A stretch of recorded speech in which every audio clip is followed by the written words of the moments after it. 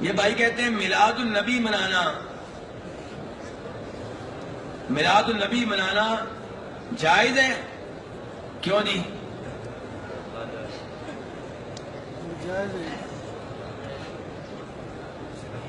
نہیں جائز ہے؟ آپ کے اپنے بچے جب پیدا ہوتے ہیں تو بڑی لڈو تقسیم کرتے ہیں، برفیاں تقسیم کرتے ہیں، دیگیں کرتے ہیں. اللہ کے رسول کی باری آتی ہے تو کہتے ہیں میلاد النبی منانی جائز نہیں ہے. یہ کیا ہوا؟ کیوں جی صاحب؟ اور اپنے بیٹے کی باری آتی صاحب، پوتا پیدا ہوتا ہے جب آپ کا، تو جناب برفیاں، لڈو، خوشیاں، اور اللہ کے رسول کے یوم پیدائش آ جائے تو آپ کہتے ہیں غلط ہے.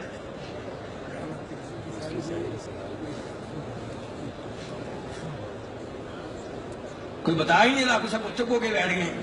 بس ایسے ہی کہتے تھے منع ہے منع ہے. آپ بتائیں. اللہ آپ کو جزائے خیر دے. یہ ہے سمجھدار بھائی ماشاءاللہ. وہ کہتے ہیں کہ جب پیدائش اللہ کے رسول کی ہوئی تھی تب بھی آپ کے رشتہ داروں نے خوشیاں منائی تھی، لیکن اس دن کو بطور تہوار ہر سال منانا یہ مسئلہ ہے.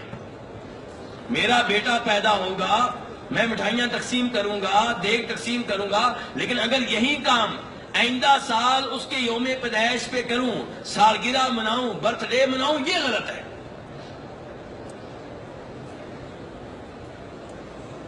ورنہ نبی علیہ الصلوۃ والسلام جب مکہ سے مدینہ منتقل ہوئے تھے، ہجرت کی تھی، میرے بھائی دھیان سے، بڑی اہم بات ہونے لگی تبصرے بعد میں. حاجی صاحب بڑی اہم بات ہونے لگی تبصرے بعد میں. اگر تبصرے کرتے رہے تو یہ چیز سے محروم رہ جائیں گے آپ. نبی علیہ السلام جب مکہ سے مدینہ منتقل ہوئے، مدینہ والوں نے بڑی خوشیاں منائی اور کہا جاء نبی اللہ، جاء نبی اللہ، اللہ کے نبی آئے، اللہ کے نبی آ گیا. عورتیں کہہ رہی ہیں، بچے کہہ رہے ہیں.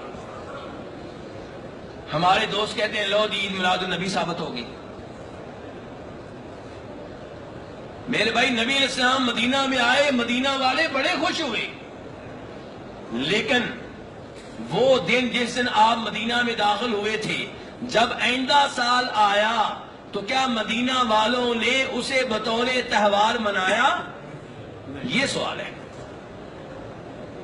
بدر کی لڑائی میں مسلمانوں نے فتح پائی، بڑے خوش ہوئے، لیکن یہی دن جب آئندہ سال آیا کیا اس کو بطور عید، بطور تہوار کے منایا گیا؟ نہیں. مکہ فتح ہوا، بڑے خوش ہوئے، لیکن یہی دن جب آئندہ سال آیا، یوم فتح مکہ، تو کیا اس کو بطور عید، بطور تہوار منایا گیا؟ یہ سوال ہے.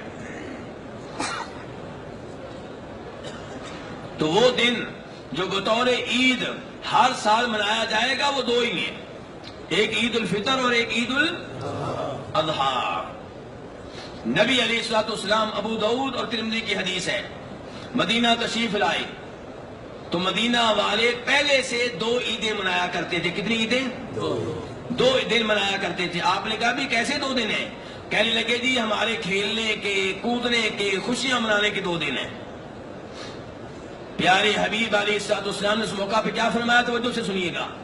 آپ نے کہا اللہ نے تمہیں ان دو دنوں کے بدلے میں، ان دو دنوں کے متبادل کے طور پہ، بدلے کے طور پہ دو دن دے دیے ہیں، ایک عید الفطر، ایک عید الاضحیٰ.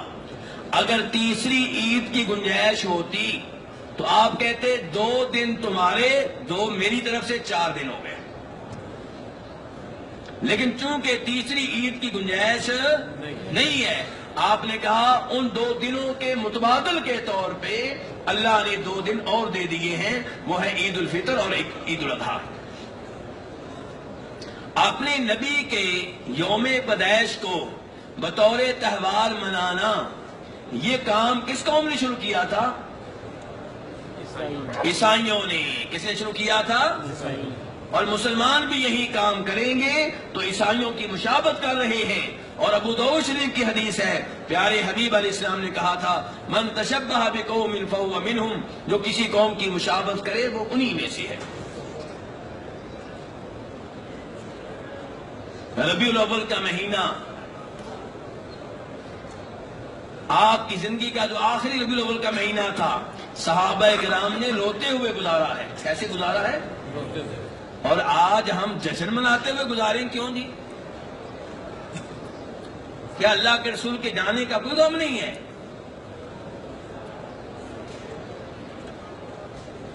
تو میرے بھائی ایسے نئے نئے کاموں سے، اور پھر یہاں آخری بات بتا دوں، اگر آپ کے یوم پیدائش کو بطور عید، بطور جشن، بطور تہوار منانا اچھا کام ہوتا تو اس کا آغاز، اس کا افتتاح، اس کی اوپننگ خود نبی علیہ الصلوۃ والسلام کرتے ہیں۔